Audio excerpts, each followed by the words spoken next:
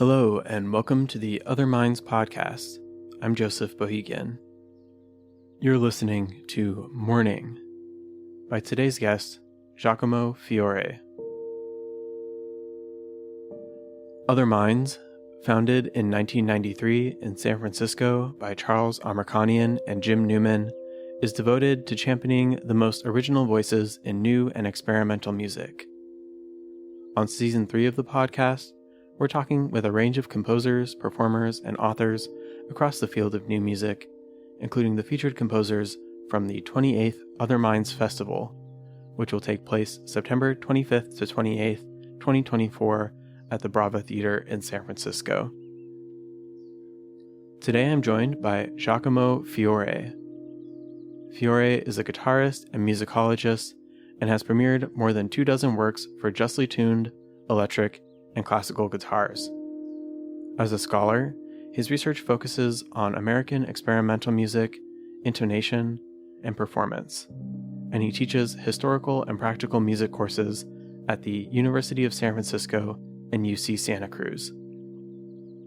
Fiore also has a new album coming out today on Other Minds Records, Lost Horse Wash Drone, which will be the topic of today's conversation. Welcome to the podcast, Giacomo. Great to be here. Thanks for having me. You've recorded this album at the Lou Harrison House in Joshua Tree, California. Could you explain what the Harrison House is and your relationship with Lou Harrison's work?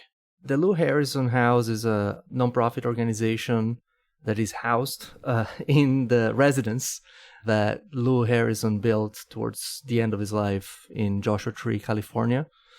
If I'm not mistaken, Lou had the house finished maybe a year or so before he passed. He got to spend some time there, but it was sort of like a dream home project. I'll talk more about the house in a little bit, but upon his passing, the house was left to Eva Soltis, who's a dancer and choreographer who worked with Lou extensively in the previous decades.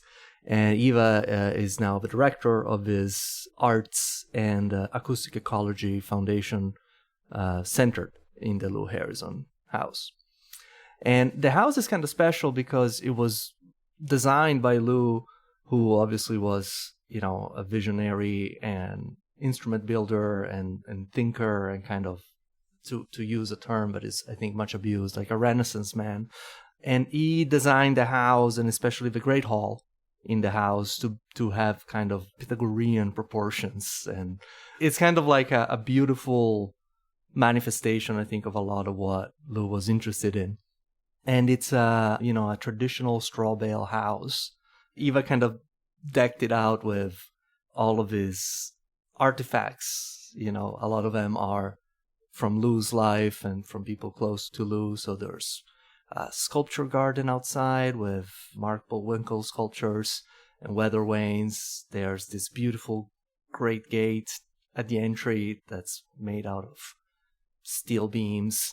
There's cut off tanks that act as gongs hanging from the great gate. Those are all little like references to things that Lou did in life and things that Lou appreciated. So, to be able to be there for a week and set up shop, and I did some recording in the house and some recording outside the house. It was just really, meaningful to me. But I spent a considerable amount of my artistic and academic life thinking about Lou Harrison. And so it meant a lot to kind of return to it in a while. So my connection to Lou started when I was in graduate school at the San Francisco Conservatory. And my second year there, I asked my then teacher, David Tannenbaum, if I could perform Lou's Scenes from Neck Chant. That's the last piece that Lou finished for a very special guitar, retuned steel body tricone resonator guitar. It's like the longest explanation in the world. And that was a piece that was done for Other Minds in 2002. It was an Other Minds commission. So I borrowed David's guitar and I performed that. And then after that, when I went to UC Santa Cruz to do a PhD, I eventually ended up doing a lot of work on that guitar. It wasn't intended at the beginning. Like, I don't think that I went into the PhD thinking this is what I'm going to do. But in part because Lita Miller, who's one of Lou Harrison's biographers, was at Santa Cruz, and I told her about the guitar, and she encouraged me to kind of trace its history and kind of clean up a little bit the historical record.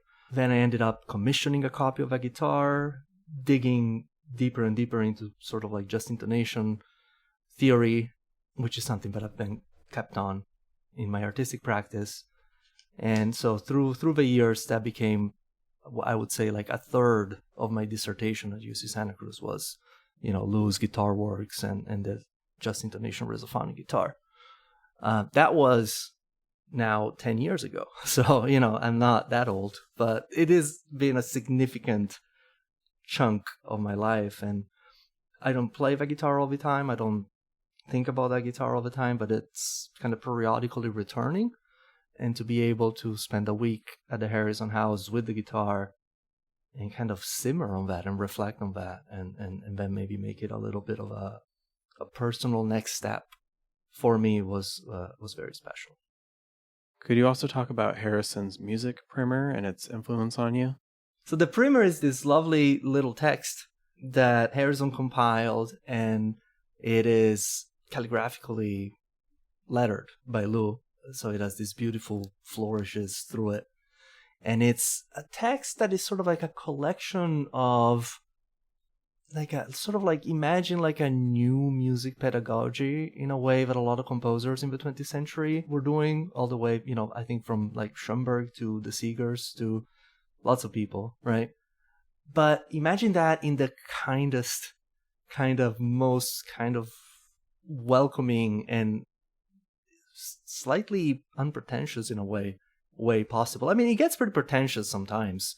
It's articulated into this series of items. There's no kind of chapters in it, right? It's just maxim or, little instructional paragraph, one after another.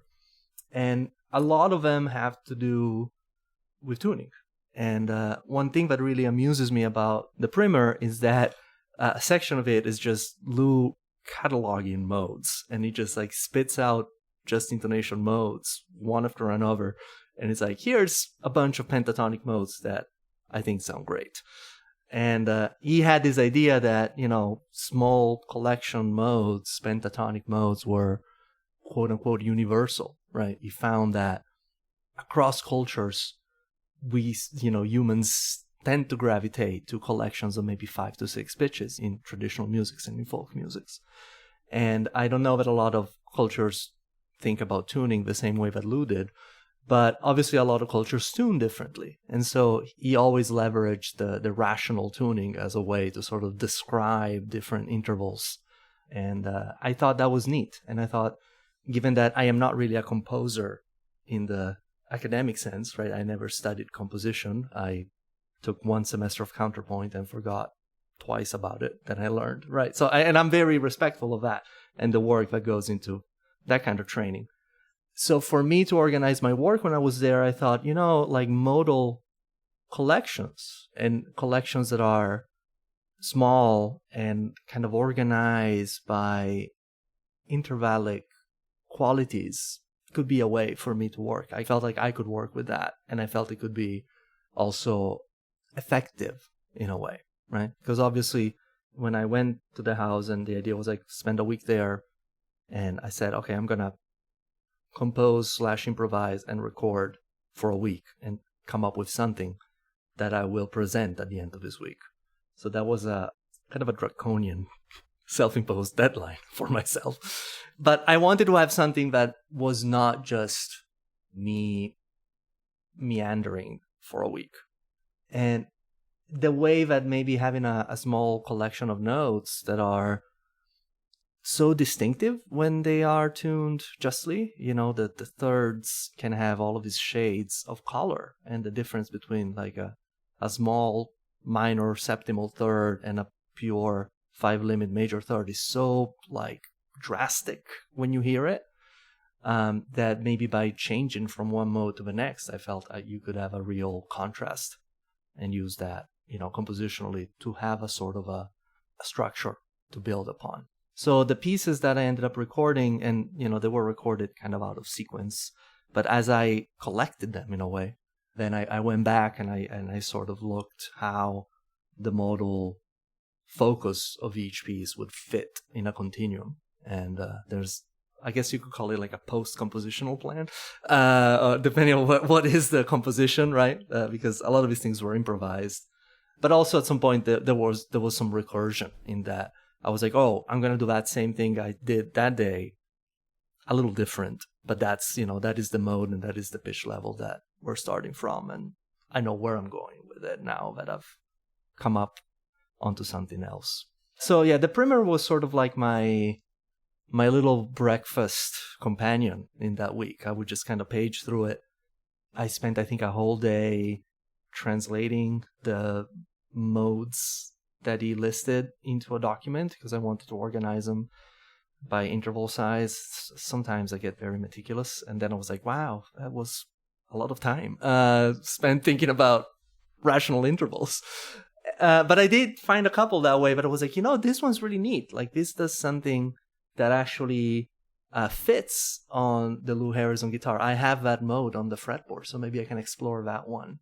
There's also obviously a non-musical aspect to the primer, which is the more political side of Lou, broadly speaking. And so throughout the primer, he permutates this axiom that he calls cherish, consider, conserve, create. And he presents it in all possible permutations of those four words throughout the primer. And I kind of kept that in my mind through the week, and I was like, what does that mean, right? Like, to cherish what I'm doing, right? To consider my music, to consider this house, or to conserve our environment as I ventured into the desert.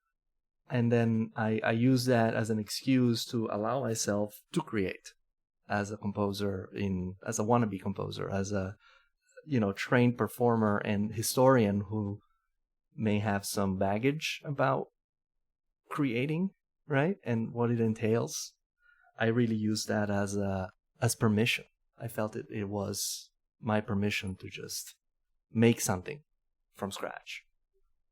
Speaking of tuning and just intonation, you brought a few different guitars with you. So how did the use of those different guitars affect your approach to tuning? Yeah, so the three guitars were what we could call the bog standard electric guitar in equal temperament, which I have used in the past also after other people's work, namely I would say James Tenney and Larry Polansky, as just intonation guitars, just by retuning the open strings and then selectively choosing your frets that are still just or quasi-just.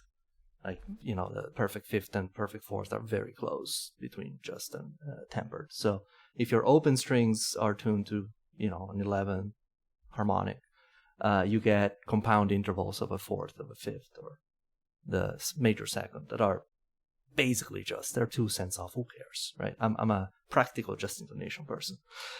I don't think I took that guitar out of a case in the whole week, right? It just didn't happen. So I thought I could have it.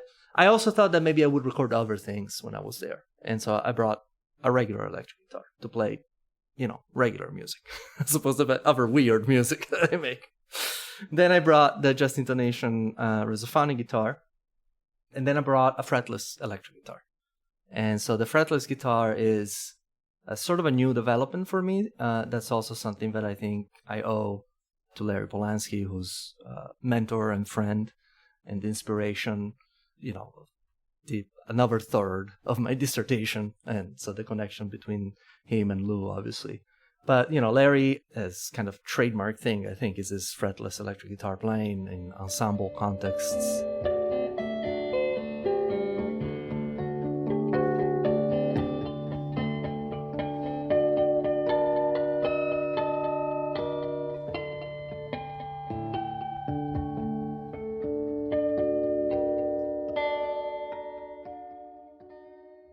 I eventually kind of broke my hesitations about maybe 2 years ago.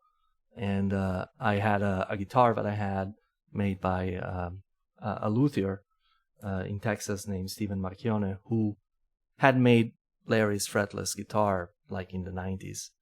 And I just asked Stefan, like, would you remove the frets and playing the fingerboard and, kind of make sure the fingerboard is level for fretless playing. And he was like, yeah, sure, that sounds great.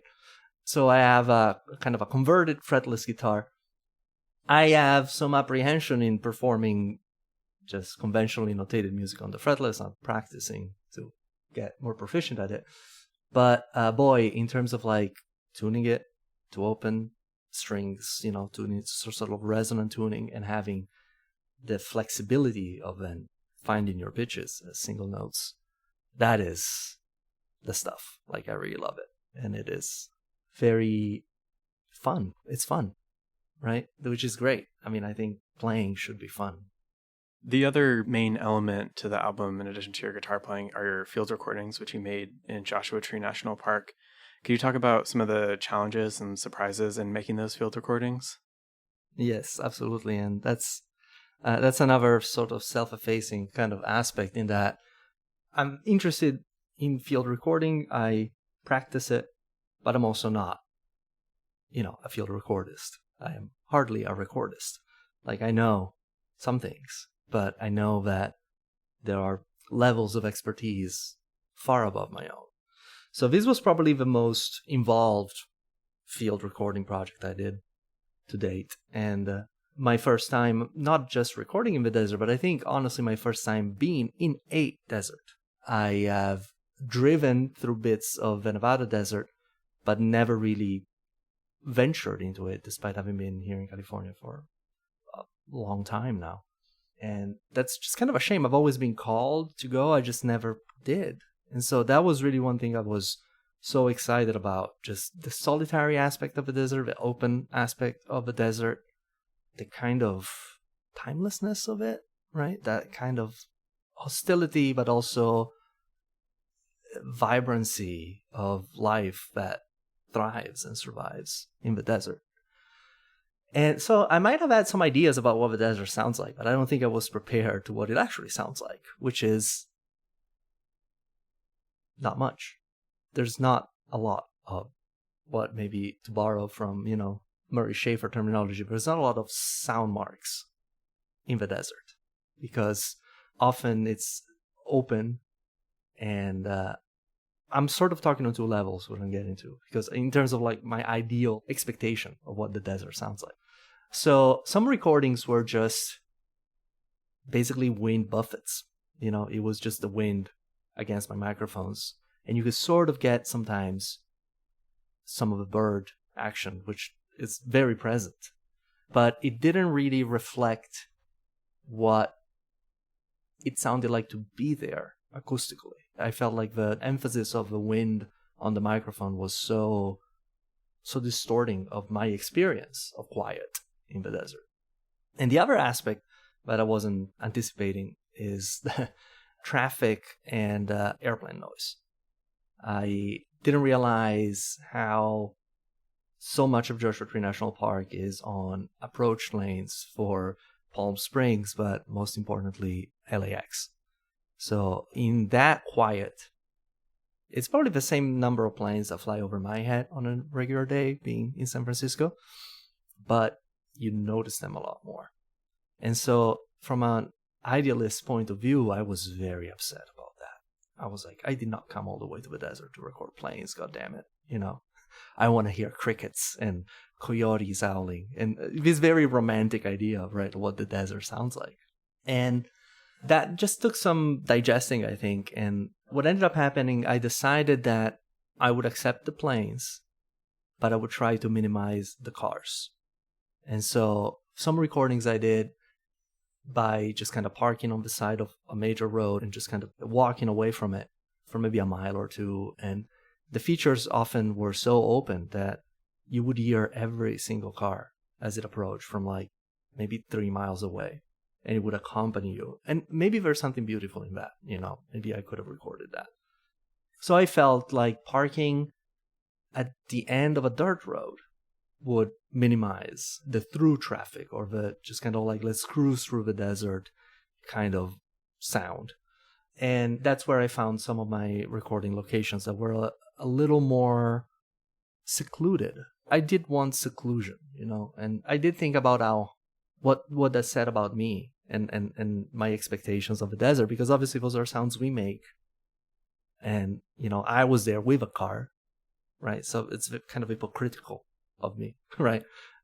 So that's how I found Pine City, which is this beautiful little aggregate of, boulders and pinyon pines.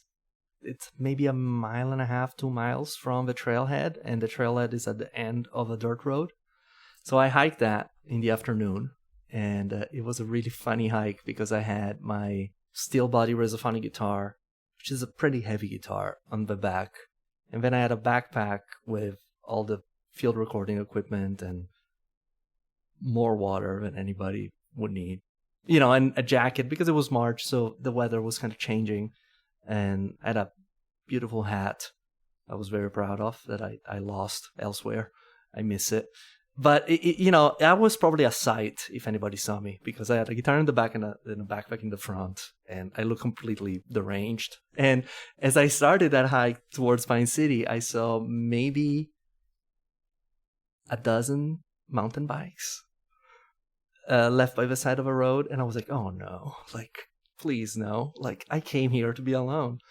And maybe a half mile after that, I passed this group of middle schoolers who were having lunch as they were being chaperoned through this, hike. And I went into overdrive. I was like, I'm going to get to Pine City before these kids do, and I'm going to get at least one take or two. And if you listen to the very end of the recording of Pine City Air, which is this improvised little mixolydian thing that came out of the guitar when I was there, at the very end, you hear a child or teenager screaming something like, whoa, this place is cool. You can't really tell what they're saying, but they're there. And it's a hidden meaning. Let's listen to an excerpt of Pine City Air from Giacomo Fiore's Lost Horse Wash Drone.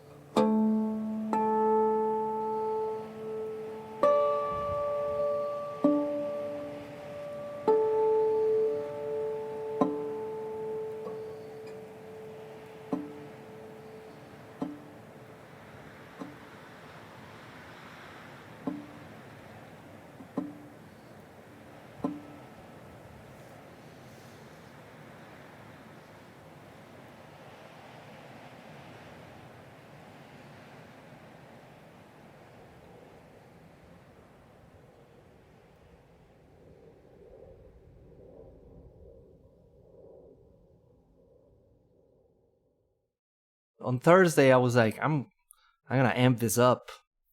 I'm going to go at dawn. I'm going to catch the dawn choir. I'm going to hike to the most forsaken spot I can feasibly get to, and I'm going to record there. So I mean, somebody who's probably a more experienced hiker or somebody who knows the park will get a chuckle out of this, because my decision was to go to Lost Horse Mine. And I should have checked how high in altitude that was, but I didn't. And so I think I started on the trailhead at maybe 6 a.m. I caught the dawn choir on the Lost Horse Trail, and it was beautiful. So, there's a use aspect to this, but also there's the personal experience, which was all of this was great. But I was sort of thinking, I need to get usable stuff. Oh my God, right? Which is a funny kind of space to be when you're trying to be in the desert with yourself. It took me, I think, close to 2 hours to get to the mine. And I don't remember off the top of my head how high it was. It was easily 3,000 feet. It was cold. It was windy. It was miserable in early March, at 8 a.m. I tried to see, there were a couple of pits in the mine, not like deep pits, but sort of like probably some, I don't even know how to describe them, but they were sort of like concrete basins in which I think they might have stored refuse from the mining or whatever. They looked relatively safe. I didn't climb into anything too treacherous. I tried to kind of like lower myself into one of those and see if I could play, maybe get some reverberation from the walls, but it was so cold, like I couldn't even move my fingers. It was like completely inhospitable. So I was like, okay, I was dumb. I wasted 2 hours. And then, of course, you start seeing people hiking, right? So I was like, okay, there goes my secluded quiet. And I went back. I stopped a couple of times off the trail, and I did some recordings that I ended up not using, but I started to feel like maybe there's something there. And when I was pretty close to the trailhead, I realized that the trail I was on was a loop. And, I like to think that I'm pretty smart, but I should have thought about that before. And I realized, okay, if it's a loop, I can go inside the loop. And I can basically wander inside this loop and I'll be fine. Like, if it's a loop, I can't get lost. And there won't be anybody in there. And so then I started following this wash or arroyo, right? The sort of like water runoff path, which looks just like a path. And eventually I found a spot in it that had some rocks and it was a little bit of a hollow and it looked really great. And I was like, I can just camp here for a while and record and play. And I was still pretty cold. So what I did is I set the guitar down, and the Resophonic guitar has this kind of lattice sound hole. And one of the things I experimented with the previous Tuesday was to insert a pair of small omnidirectional microphones inside the box of a guitar through those lattices. And I was able to suspend them so they wouldn't touch the back of the guitar that way. And then lay the guitar down and just basically use the guitar as a resonator for the wind and outside environment. It was really the combination of I want to hear the guitar filtering the environment in a way, right?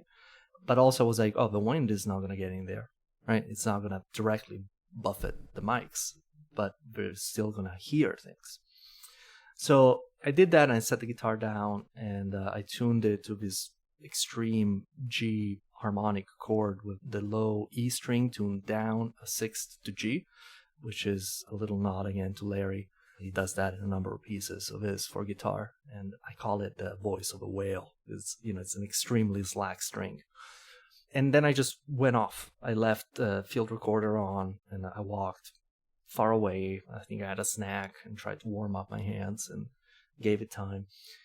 And that became an ambience track that is heard in the recording through synthesizer processing as a kind of transitional material between the pieces. And when I returned to there, I made another take and I performed with the guitar by using E-bows or electromagnetic bows with the microphones still inside the guitar and just kind of exploring various harmonic in combination. So with two oboes, exciting pairs of strings and different notes to get harmonics of harmonics, since each string is tuned to a different harmonic.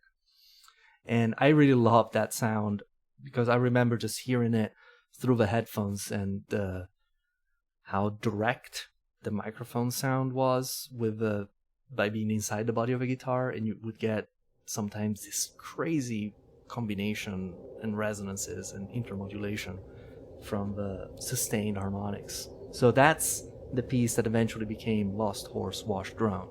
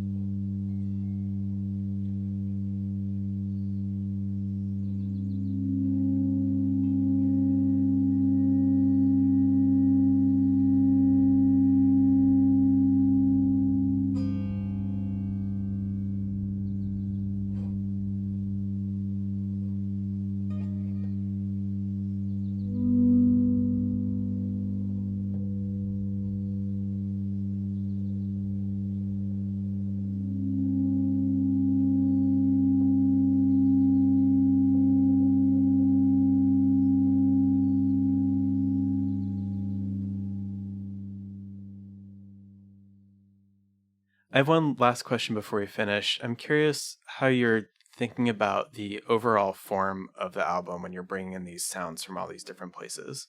Yeah, so as I think that was a Thursday night reflection. So, I did some recordings on Wednesday in the house, and by Thursday night I gone to the 2 trips, and I had this concert scheduled for Saturday night at the Harrison house. And so I was like, okay, it's go time. Like, I need to know what I'm doing. And I felt like I had enough field recordings to have sort of like a central nucleus. And it became very clear to me that the drone was the pivot. That long track I recorded in Lost Horse Wash was really the kind of focal point of what I was doing. And then I kind of moved outside symmetrically. Maybe I'm neoclassical at heart. But I felt like there were then 2 guitar songs of sorts, more, resophonic guitar improvisations that were melodic more than, droning or experimental. And then if I kept moving outwards, I realized I could have the bookends be recordings in the house. So basically the whole piece starts inside with the first piece called Morning. And the last piece ended up being a late recording, like an evening into probably night. So I think we called that night. And that was also synthesizer and a fretless guitar. And I wanted to have something, again, I don't know that Lou Harrison would have liked any of his music, right? But I wanted to have something, again, sort of nodding to Lou to some extent. And so I synthesized a miniature pseudo gamelan that doesn't do any sort of gamelan thing properly, just 4 synthetic bells, and they play in canon to each other. That to me is again sort of like a little bit of a slight nod to people like Lou and Larry and Jim Tenney and that kind of interest, I think in forms that recur that way. But I did it with long delays. So that's the last piece, and each half of the last piece has its own little mode, and it kind of opens up at the end towards a warm, fuzzy mode. Starts a little dark, I think. Small steps versus, kind of major lift. So that's a piece that I knew was going to be the last, right? At that point, it was like, okay, I need something to return to the house. And then the connection became those processed ambiances, the processed field recordings. Because I really wanted to make this overt statement about outside and inside. And I was like, what better than that than a recording of the outside environment filtered through inside of a guitar and then brought back inside the house, because I re-recorded those recordings as they were filtered by the synth in a very heavy-handed kind of way. I had like resonant filters and a feedbacking reverb all feeding back onto themselves. And I just kind of played that live in the room and caught that ambience, as it excited the inside of a room. And those to me are very hallucinatory kind of moments in the recording. Let's listen to an excerpt of Night, the final track on Giacomo Fiore's Lost Horse Wash Drone.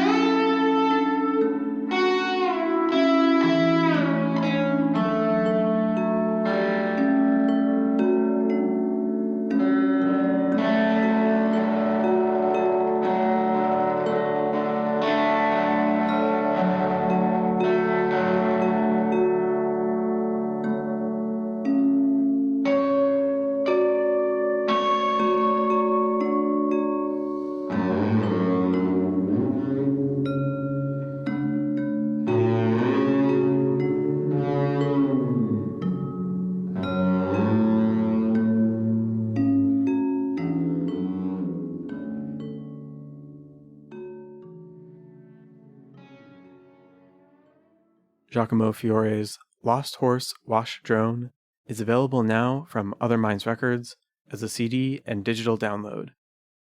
You can pick up a copy from the Other Minds Bandcamp and web store. Thank you, Giacomo, for talking with me today, and thanks everyone for listening.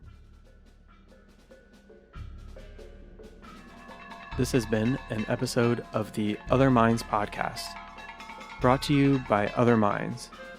Our 28th festival is September 25th to 28th, 2024 at the Brava Theater in San Francisco.